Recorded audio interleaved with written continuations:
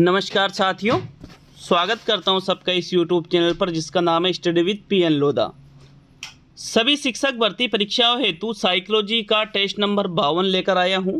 कोई सी भी शिक्षक भर्ती परीक्षा हो, सभी के लिए अत्यंत ही उपयोगी टेस्ट रहने वाला है साथियों। इस मनोविज्ञान के मॉडल पेपर में आपको बहुत ही शानदार अप्लाइड प्रश्न देखने को मिलेंगे जो कि पूर्णतः नवीन पैटर्न पर आधारित होंगे। एक एक प्रश्न को समझते हुए करने वाले हैं, एक एक प्रश्न को। तो चलिए वीडियो को शुरू करते हैं। पहला क्वेश्चन देखते हैं साथियों।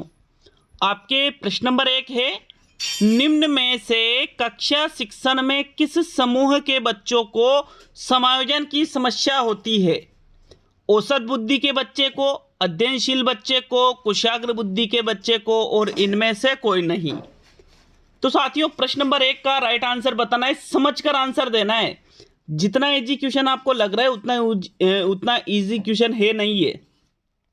5 सेकंड का आपको समय दिया जाता है। बताइए प्रश्न नंबर 1 में कौन सा विकल्प सही आंसर होगा। तो आपके प्रश्न नंबर 1 में जो राइट आंसर है वो रहेगा कुशाग्र बुद्धि बच्चे को। कुशाग्र मतलब तीव्र बुद्धि का जो बालक होता है। देखो, एक इसमें आप क्या सोचते हो, या तो आपने औसत बुद्धि लगाया होगा। अध्ययनशील में तो सभी आ जाते हैं, तो अध्ययनशील तो नहीं होगा। आपने हो सकता है औसत बुद्धि इसमें लगाया हो, लेकिन साथियों इसमें औसत बुद्धि सही नहीं है, इसमें कुशाग्र बुद्धि बालक सही है। एक कक्षा में जब अध्यापक बच्चों को पढ़ाता है तो सामान्य तरीके से, ठीक है, जो सामान्य तरीके से जो सामान्य बुद्धि बालक होता है उसके अनुसार शिक्षण कराया जाता है, न तो मंद बुद्धि के अनुसार, न प्रतिभाशाली के अनुसार। तो साथियों एक जो प्रतिभाशाली बालक होता है वो उन चीजों को बड़ी आसानी से समझ जाता है, अध्यापक बार बार फिर भी समझाते हैं। तो इस प्रकार से वो बहुत ही जल्द सीखने के बाद भी जब बार बार उस चीज को बताया जाएगा तो उसके समायोजन की समस्या उत्पन्न होगी, क्योंकि वातावरण उसके अनुरूप नहीं होता है साथियों, सामान्य बुद्धि के अनुसार होता है। इसलिए थर्ड विकल्प आपका राइट आंसर रहेगा प्रश्न नंबर 1 में। आगे बढ़ेंगे प्रश्न नंबर 2 की ओर। दूसरा क्वेश्चन है आपके, कक्षा शिक्षण में समूह गतिविधि का प्रमुख उद्देश्य है। शिक्षक का काम का बोझ कम करना, बच्चों को अधिगम में ज्यादा भाग लेने के लिए प्रोत्साहित करना, अवधारणा को प्रभावी ढंग से स्पष्ट करना, और छात्रों को स्वतंत्रता प्रदान करना। देखिए सामूहिक गतिविधि क्यों कराई जाती है? क्या शिक्षक का बोझ कम करने के लिए कराई जाती है? छात्रों को स्वतंत्रता देने के लिए समूह गतिविधि कराई जाती है? अवधारणा को प्रभावी ढंग से स्पष्ट करने के लिए, या बच्चों को अधिगम में ज्यादा भाग लेने के लिए प्रोत्साहित? तो साथियों इसका जो राइट आंसर है वो रहेगा आपके दूसरा विकल्प। दूसरा विकल्प क्यों है? देखिए समूह गतिविधि में क्या होता है कि भाई बहुत सारे जो बच्चे हैं एक सामूहिक रूप से कोई सी भी गतिविधि या कोई सा भी खेल करवाया जाता है और बच्चे उसमें भाग लेते हैं, तो खुद एक्टिव रहकर सीखे बच्चे, इसलिए समूह गतिविधि कराई जाती है। मतलब अधिगम में ज़्यादा भाग लेने के लिए प्रोत्साहित करना इसका मुख्य उद्देश्य है। यहाँ पर तीसरा विकल्प सही न होकर यहाँ पर दूसरा विकल्प सही रहेगा साथियों प्रश्न नंबर 2 में। आगे बढ़ेंगे प्रश्न नंबर 3 की ओर। तीसरा क्वेश्चन, निम्न में से मूल्यांकन की विशेषता नहीं है। मूल्यांकन बहुमुखी होता है, मूल्यांकन के अंतर्गत मापन आता है, मूल्यांकन का क्षेत्र अत्यंत व्यापक है, और मूल्यांकन एकांगी है। तो कौन सी विशेषता मूल्यांकन की नहीं है? 5 सेकंड का इसमें भी आपको टाइम दिया जाता है, बताइए राइट आंसर। तो देखिए मूल्यांकन बहुमुखी होता है, मूल्यांकन के अंतर्गत मापन आता है, मूल्यांकन का क्षेत्र भी अत्यंत व्यापक होता है। ये तीनों कथन तो मूल्यांकन की विशेषता है, किंतु मूल्यांकन एकांगी नहीं होता है। ठीक है, मूल्यांकन एकांगी नहीं होता है, बहुमुखी होता है ना, ये तो एकांगी नहीं होता है साथियों। इसलिए ये कथन क्या है? असत्य है। आपके चौथा विकल्प सही रहेगा प्रश्न नंबर 3 में। आगे बढ़ेंगे प्रश्न नंबर 4 की ओर। देख लेते हैं चौथे क्वेश्चन को। तो चलिए प्रश्न नंबर 4 की ओर बढ़ते हैं। अपने ऊर्जा बल को बाहर की ओर अभिव्यक्त करने वाले व्यक्ति का प्रकार होता है ज्ञानात्मक व्यक्तित्व, कलात्मक व्यक्तित्व, बहिर्मुखी व्यक्तित्व, धार्मिक व्यक्तित्व। इसके लिए भी 5 सेकंड का टाइम दिया जाता है। समझिए और फिर आंसर दीजिए। बताइए प्रश्न नंबर 4 में राइट आंसर।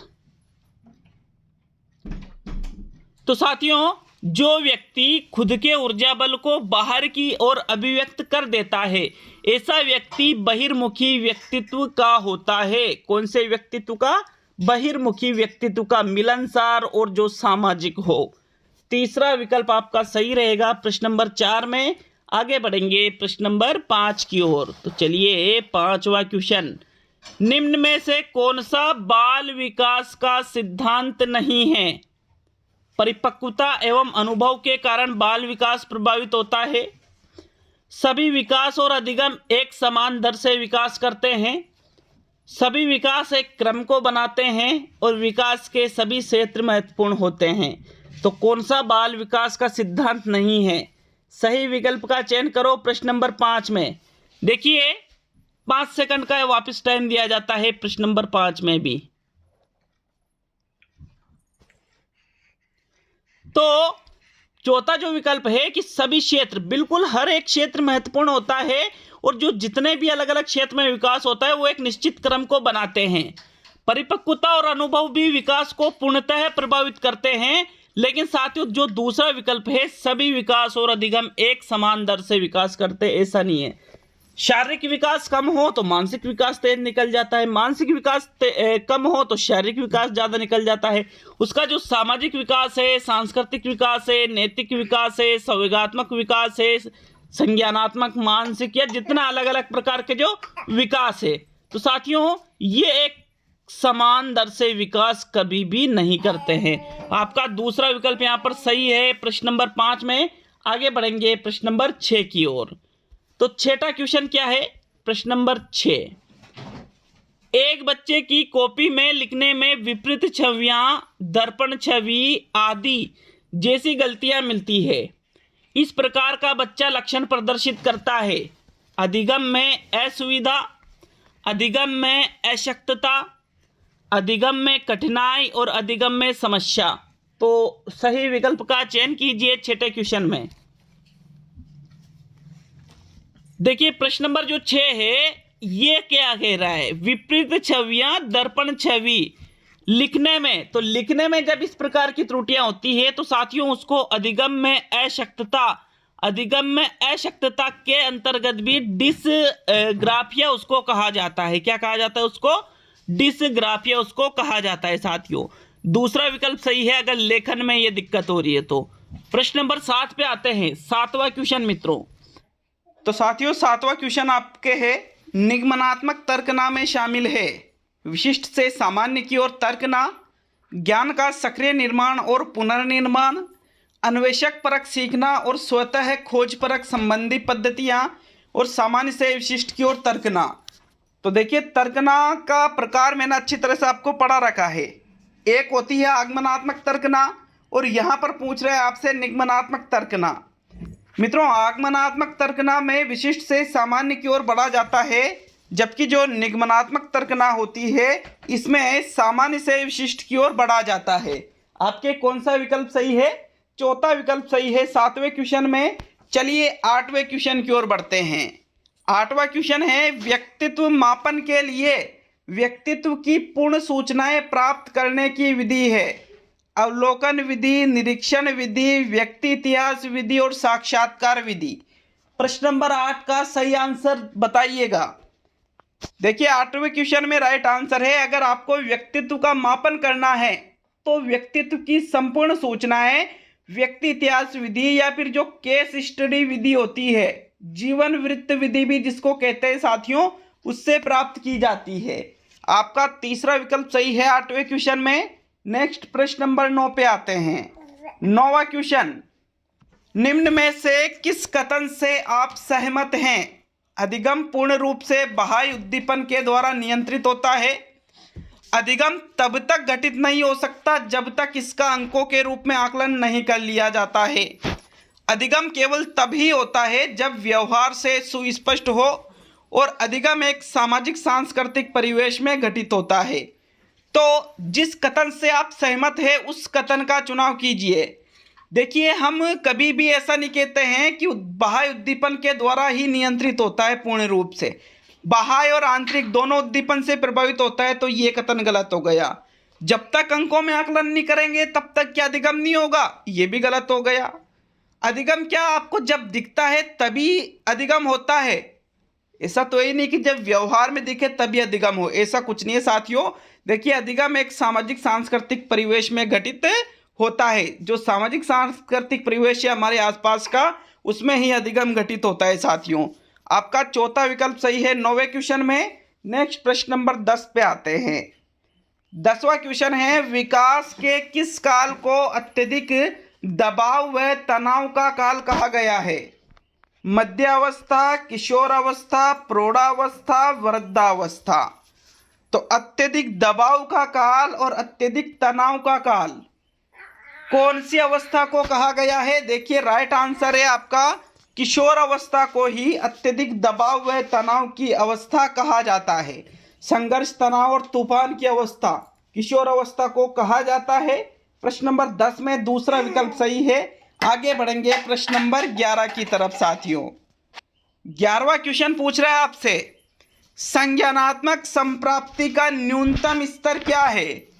ज्ञान, अवबोध, अनुप्रयोग और विश्लेषण। तो साथियों देखिए, संज्ञानात्मक, भावात्मक, क्रियात्मक उद्देश्य जो होते हैं, इनके भी 6 भाग है।